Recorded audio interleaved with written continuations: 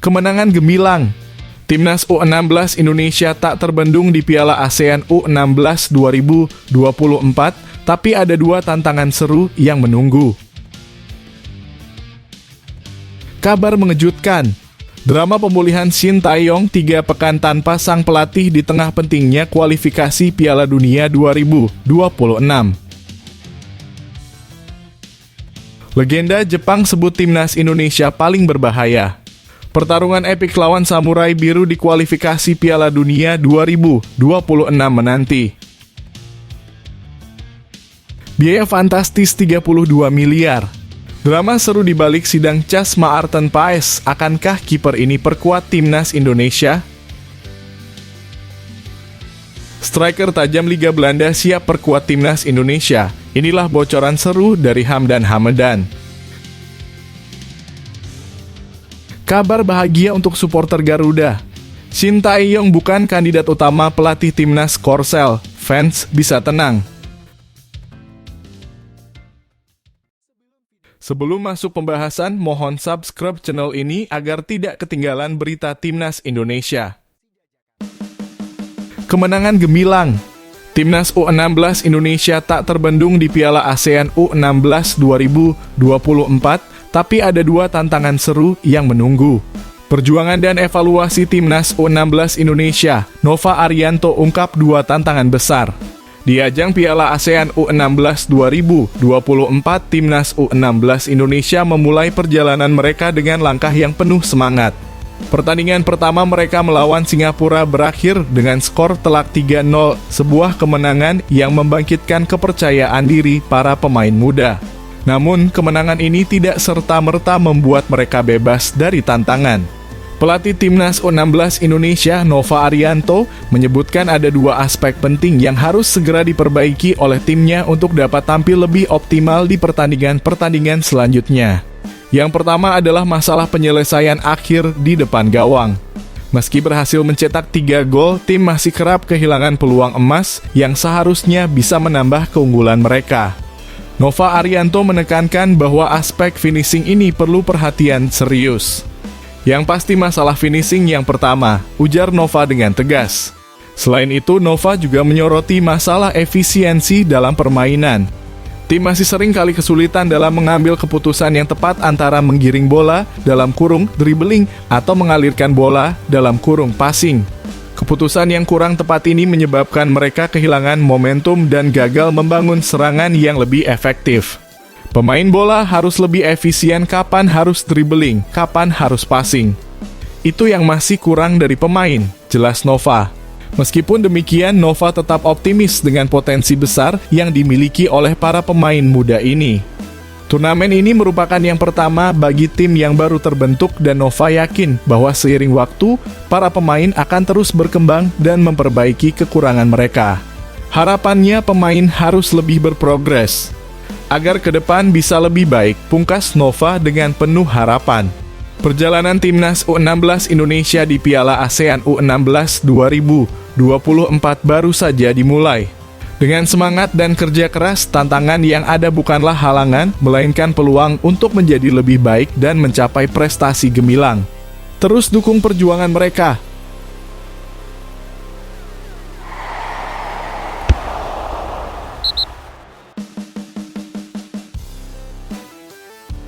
Kabar mengejutkan. Drama pemulihan Shin Tae-yong 3 pekan tanpa sang pelatih di tengah pentingnya kualifikasi Piala Dunia 2026. Pelatih legendaris Timnas Indonesia Shin Tae-yong harus menghadapi cobaan berat.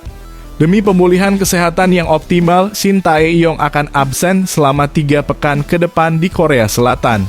Kondisi ini membuatnya tak bisa menemani Ketua Umum PSSI Erick Thohir pada acara penting drawing putaran ketiga kualifikasi Piala Dunia 2026 zona Asia. Acara pengundian yang dijadwalkan pada 27 Juni 2024 di Kuala Lumpur, Malaysia, ini akan menentukan nasib timnas dalam perjalanan menuju Piala Dunia 2026. Drawing ini akan membagi tim ke dalam 3 grup, masing-masing terdiri dari 6 tim. Indonesia saat ini berada di pot 6 bersama Korea Utara dan Kuwait. Dalam kesempatan ini, Shin Tae-yong tidak dapat turut hadir bersama delegasi PSSI. Demikian pernyataan resmi dari PSSI pada Senin 24 Juni 2024. Karena sedang menjalani perawatan kesehatan.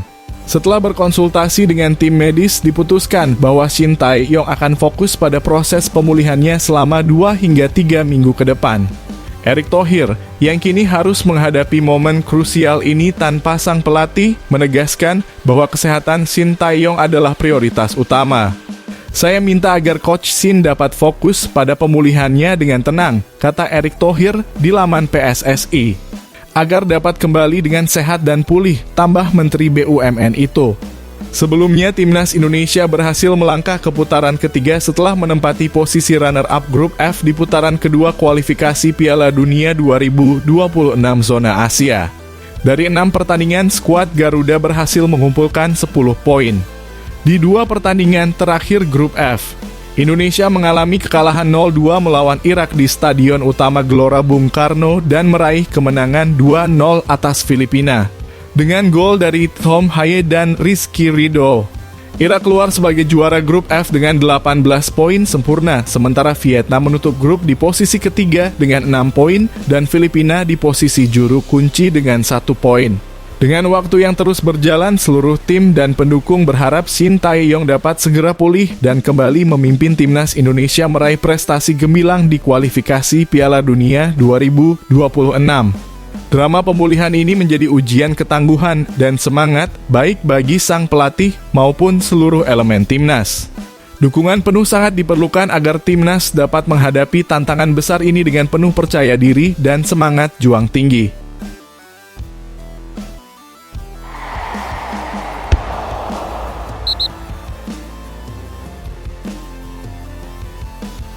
Legenda Jepang sebut timnas Indonesia paling berbahaya. Pertarungan epik lawan Samurai Biru di kualifikasi Piala Dunia 2026 menanti. Keisuke Honda sebut timnas Indonesia sebagai ancaman terbesar di Asia Tenggara. Duel epik dengan Samurai Biru dinantikan. Legenda sepak bola Jepang Keisuke Honda memberikan pernyataan mengejutkan tentang timnas Indonesia. Ia menyebutkan bahwa tim asuhan Shin Tae-yong adalah kesebelasan paling berbahaya di Asia Tenggara dan sangat menantikan pertemuan mereka dengan tim Samurai Biru di putaran ketiga kualifikasi Piala Dunia 2026 zona Asia. Timnas Indonesia yang ditempatkan di pot 6 berpotensi berhadapan dengan Jepang yang berada di pot 1 sebagai unggulan. Honda yang pernah menghadapi Indonesia saat menjadi manajer timnas Kamboja di Piala AFF edisi 2022 mengungkapkan betapa menakutkannya kualitas permainan timnas Indonesia. Indonesia adalah tim yang sangat berbahaya di Asia Tenggara. Dari sisi kualitas, mereka punya pemain komplet, ujar Honda mengutip dari media Vietnam dan Tri pada Minggu 23 Juni. Indonesia ini merupakan tim terlengkap di kawasan Asia Tenggara, tukas pria berusia 38 tahun tersebut. Dengan potensi pertemuan antara Indonesia dan Jepang, Honda sangat antusias menantikan laga ini. Menurutnya, pertandingan tersebut akan menjadi salah satu duel paling menarik di kualifikasi Piala Dunia 2026 zona Asia. Menarik untuk menunggu pertandingan antara mereka timnas Indonesia dan tim Jepang di kualifikasi Piala Dunia, tandas Honda. Sejarah telah mencatat pertemuan sebelumnya antara kedua tim di Piala Asia 2023, di mana Jepang berhasil menang dengan skor 3-1. Namun dengan persiapan dan peningkatan performa timnas Indonesia, laga mendatang diprediksi akan jauh lebih sengit dan menegangkan. Drawing putaran ketiga kualifikasi Piala Dunia 2026 zona Asia akan dilangsungkan pada Kamis 27 Juni 2024. Akankah nasib mempertemukan Indonesia dengan Jepang? Dunia sepak bola menantikan dengan penuh harap dan deg-degan.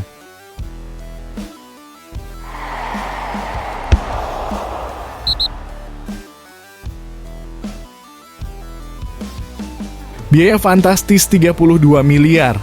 Drama seru di balik sidang CAS Maarten Paes, akankah kiper ini perkuat timnas Indonesia? Perjuangan PSSI di sidang CAS, biaya selangit dan harapan untuk Maarten Paes bersama timnas Indonesia. Pengamat sepak bola tanah air Haris Pardede mengungkapkan biaya fantastis yang harus dikeluarkan oleh PSSI untuk bertarung di sidang pengadilan arbitrase olahraga dalam kasus Maarten Paes. Menurut Bung Harpa, sapaan akrab Haris Pardede, PSSI harus merogoh kocek hingga 1 hingga 2 juta dolar, setara dengan 16 sampai 32 miliar hanya untuk biaya sidangnya saja. Biaya ini belum termasuk ongkos pengacara dan transportasi. Jadi, apakah tingginya biaya tersebut menjadi alasan mengapa kasus Maarten Paes belum juga disidangkan di CAS? Berdasarkan data yang dirilis di laman resmi CAS, kasus ini tidak akan dibahas hingga akhir Juli 2024. Biaya untuk bertarung di CAS kasus Maarten Paes ternyata tidak murah.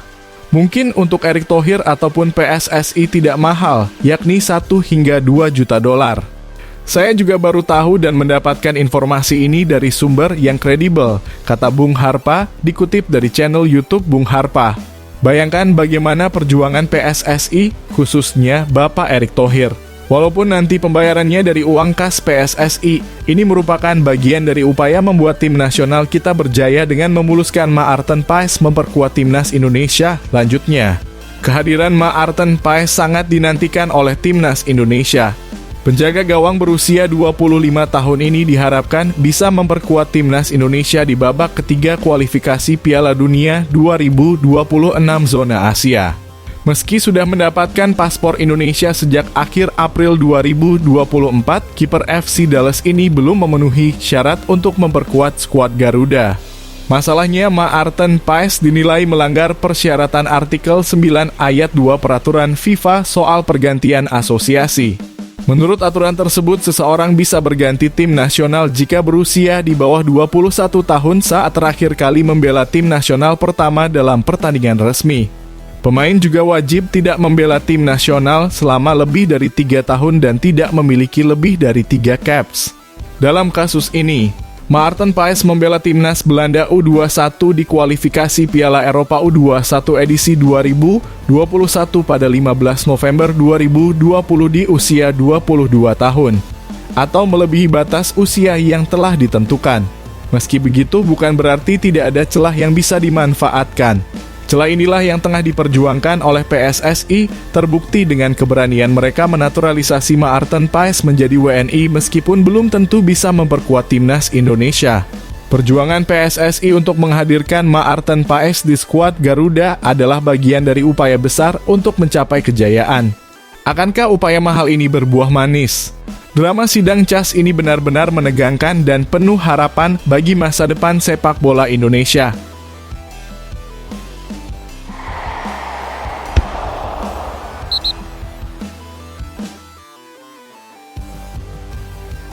Striker tajam Liga Belanda siap perkuat timnas Indonesia. Inilah bocoran seru dari Hamdan Hamedan. Kabar gembira striker tajam Liga Belanda masuk radar timnas Indonesia siap perkuat skuad Garuda. Berita bahagia datang dari tenaga ahli Kemenpora, Hamdan Hamedan. Ia mengonfirmasi bahwa nama Mauro Zijlstra, striker muda berbakat dari Liga Belanda, telah masuk dalam radar timnas Indonesia. Mauro yang saat ini bermain untuk NEC Nijmegen U21 menyatakan keinginannya untuk membela timnas Indonesia, sebuah kabar yang disampaikan melalui kanal YouTube Yusa Nugraha. Kehadiran Mauro Zijlstra tentunya menjadi angin segar bagi skuad Garuda yang sedang mencari penyerang mematikan. Musim lalu Mauro mencetak 8 gol dari 13 pertandingan, menjadikannya pencetak gol terbanyak kedua di timnya. Hamdan Hamedan menjelaskan bahwa nama Mauro sudah lama ada dalam daftar mereka.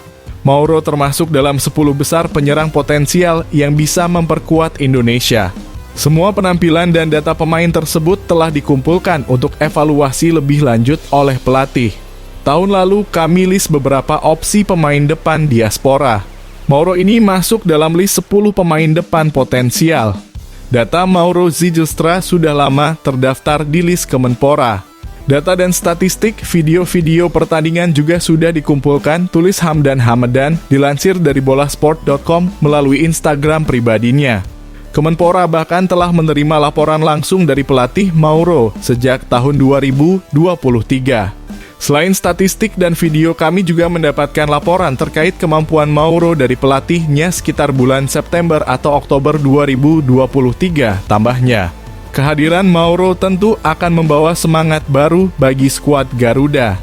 Saat ini posisi penyerang masih diandalkan oleh Rafael Struijk yang berduet dengan Ragnar Oratmangoen untuk membongkar pertahanan lawan. Namun kehadiran Mauro akan memberikan Shin Tae-yong lebih banyak opsi dan kekuatan di lini depan. Dengan fondasi tim yang telah dibangun selama 4 tahun terakhir, penambahan Mauro Zijlstra diharapkan dapat membawa timnas Indonesia menuju kejayaan yang lebih besar. Mari kita nantikan aksi serunya di lapangan bersama timnas Garuda.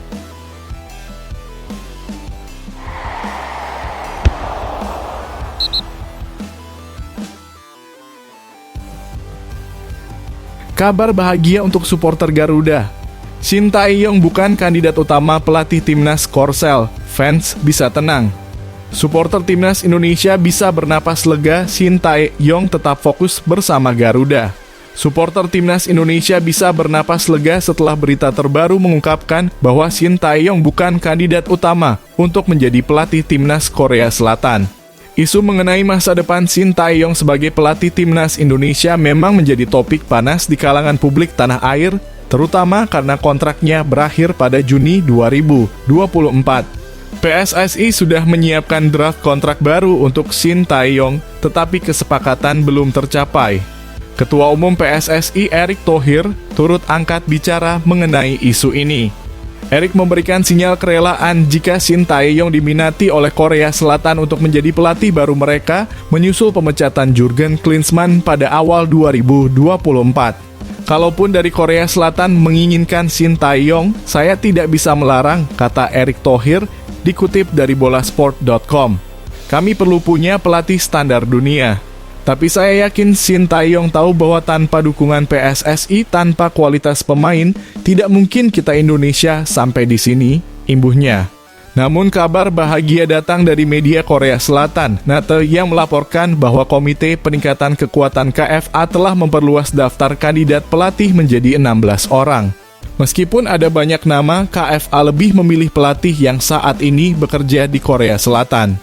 Menurut Asosiasi Sepak Bola Korea pada tanggal 23, Komite Peningkatan Kekuatan Tim Nasional mengadakan pertemuan ke-10 secara pribadi di suatu tempat di Seoul pada tanggal 21, tulis NATE. Jumlah kandidat bertambah menjadi 16, termasuk kembali pelatih Irak Just Casas. NATE juga merinci bahwa 2 kandidat terdepan adalah Kim Do-hoon dan Hong Myung-bo. Kim Do-hoon adalah pelatih sementara timnas Korea Selatan sejak Juni 2024. Sementara Hong Myung-bo saat ini melatih Ulsan Hyundai dan pernah memimpin timnas Korea Selatan pada Piala Dunia 2014 di Brasil.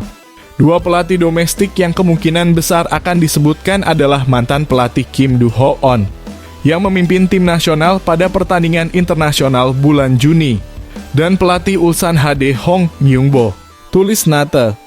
Dengan demikian, supporter timnas Indonesia bisa merasa tenang dan bersemangat menantikan masa depan tim di bawah bimbingan Shin Tae-yong. Mari kita dukung terus perjuangan timnas Garuda menuju prestasi yang lebih gemilang.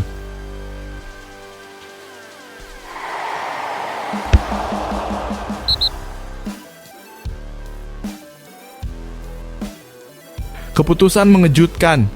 Tom Haye bertahan di Liga Belanda, supporter timnas Indonesia bersorak. Transfer seru, Tom Haye tetap di Liga Belanda, fans timnas Indonesia bergembira. Berita bahagia dan penuh kejutan datang dari dunia transfer sepak bola. Tom Haye, gelandang andalan timnas Indonesia yang dijuluki The Professor, telah memutuskan untuk tetap berkarier di Liga Belanda. Setelah meninggalkan SC Heerenveen, Haye dikabarkan bergabung dengan salah satu klub Eredivisie, meski sebelumnya Santer diisukan akan melanjutkan karier di Serie A Liga Italia bersama J. Itzes di Venezia. Tom Haye yang juga sempat dikaitkan dengan tim promosi Liga Italia milik pengusaha asal Indonesia, Como 1907, akhirnya memilih untuk tetap berkompetisi di Eropa. Keputusan ini tentu saja membuat supporter timnas Indonesia bersorak gembira. Pasalnya, pemain 29 tahun ini baru saja menyelesaikan musim 2023 hingga 2024 24 bersama SC Heerenveen dan tampil impresif untuk timnas Indonesia di kualifikasi Piala Dunia 2026. Mencetak gol debutnya saat melawan Filipina. Sander Jansen, jurnalis dari Football International, mengungkapkan bahwa Tom Haye sebenarnya masih kecewa dengan keputusan SC Heerenveen yang tidak melepasnya pada musim dingin 2023 hingga 2024. Meski demikian, Haye akhirnya mengakhiri kebersamaan selama 2,5 tahun dengan klub yang bermarkas di AB Lenstra Stadium tersebut dan sekarang berstatus bebas transfer. Tom Haye tidak bisa menerima keputusan SC Heerenveen untuk tidak membiarkannya pergi di musim dingin, kata Sander Jansen kepada Soccer News. Tom Haye sudah melihat kemungkinan kembali ke Italia setelah sebelumnya tampil di Lecce. Como ingin mengambil alih gelandang dari Heerenveen, tetapi Frisian julukan SC Heerenveen memutuskan untuk mempertahankan kontrak Haye dan membebaskan biaya transfer. Sander Jansen juga membeberkan bahwa Tom Haye sebenarnya ingin berpisah dengan SC Heerenveen 6 bulan lebih awal. Gelandang berusia 29 tahun itu meninggalkan Stadion AB Lenstra dengan status bebas transfer setelah 2,5 tahun. Dia ingin melakukan itu 6 bulan sebelumnya, tapi klub menghentikannya. Haye lebih suka berpetualang ke luar negeri. Tapi siapa tahu dia bisa muncul lagi di suatu tempat di Belanda, tambah Jansen. Dengan keputusan ini, Tom Haye tetap berkarier di Liga Belanda, memberikan angin segar dan harapan baru bagi supporter timnas Indonesia. Mereka bisa terus menyaksikan aksi gemilang The Professor di lapangan, berharap performa apiknya terus berlanjut dan membawa dampak positif bagi timnas Indonesia.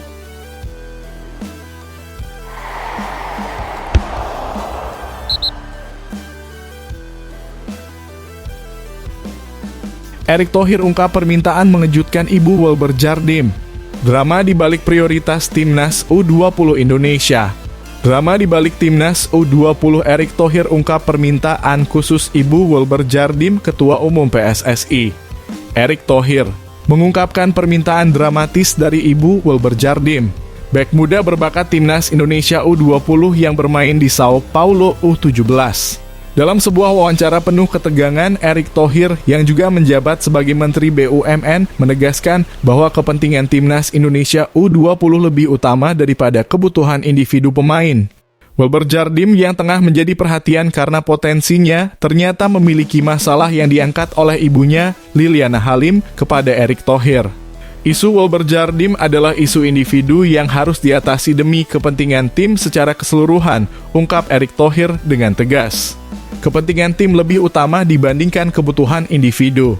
Selama kita bicara untuk kepentingan tim, kita harus berikan yang terbaik. Meski detail masalah yang dihadapi Wilber tidak dijelaskan oleh Liliana Halim, Erick Thohir memberikan indikasi bahwa permintaan tersebut terkait dengan aspek teknis sepak bola, bukan soal kewarganegaraan atau hal lainnya. Untuk memberikan pelayanan yang spesial bagi satu pemain dibanding yang lainnya, tentu timnas Indonesia U20 punya standar yang berbeda, tambahnya. Erick Thohir juga menegaskan bahwa semua pemain dalam tim mendapatkan perlakuan yang sama tanpa ada perlakuan khusus. Tidak mungkin di timnas Indonesia kita memberikan perlakuan berbeda antara Rizky Ridho dan Ragnar Orotmangon. Sama-sama pemain, sama-sama masuk tim kok. Mereka sama dan Coach Indra Syafri sudah menyelesaikannya, jelas Erick Thohir. Ia juga menambahkan bahwa sebagai Ketua Umum PSSI, prioritas utamanya adalah membuat kebijakan yang menyeluruh dan tidak melakukan intervensi individu. Tidak mungkin Ketum PSSI merespons permintaan individu seluruh Indonesia. Saya sebagai Ketum PSSI pasti yang terpenting adalah membuat kebijakan yang menyeluruh tanpa intervensi dari masing-masing individu, tutup Erick Thohir. Pernyataan ini tentu menambah drama di balik layar persiapan timnas Indonesia U20, membuat para penggemar semakin penasaran dengan kelanjutan cerita ini. Bagaimana nasib Wilber Jardim? Apakah ia akan tetap menjadi bagian penting dari timnas Indonesia U20? Hanya waktu yang akan menjawab.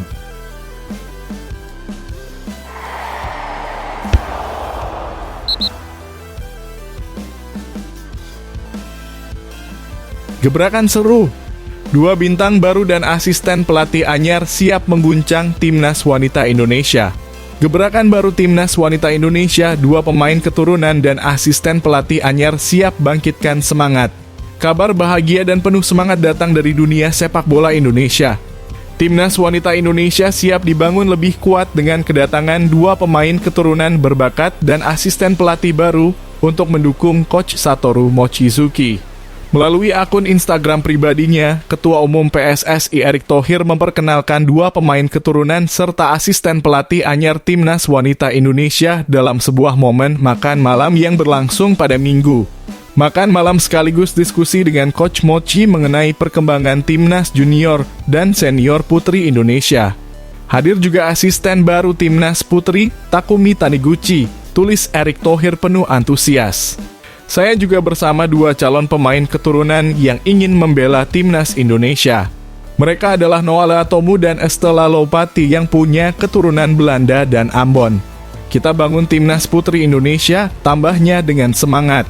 Noah Leatomu dan Estella Lopati, 2 pemain keturunan yang menyatakan keinginan besar untuk membela Timnas Wanita Indonesia. Telah memberikan kode di media sosial sejak akhir Mei 2024 lalu tentang peluang mereka bergabung dengan tim.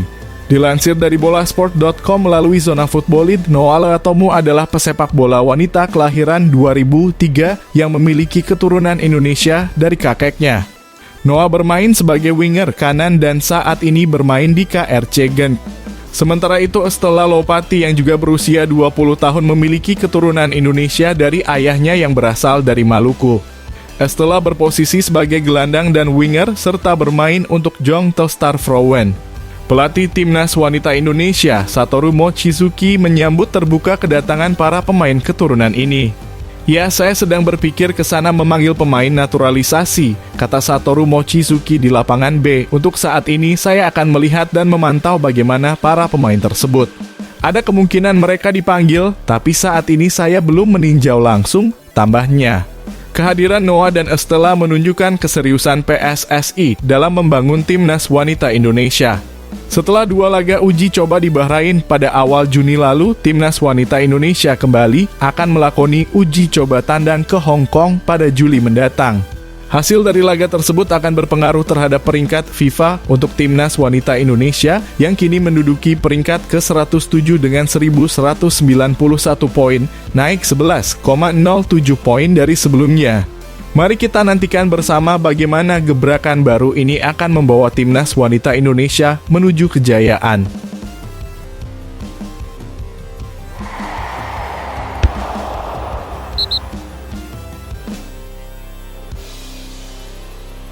Erick Thohir klarifikasi Shin Tae-yong, SUGBK aman untuk konser, ini syaratnya. Klarifikasi Erick Thohir tentang pernyataan Shin Tae-yong, SUGBK bisa jadi tempat konser dengan syarat.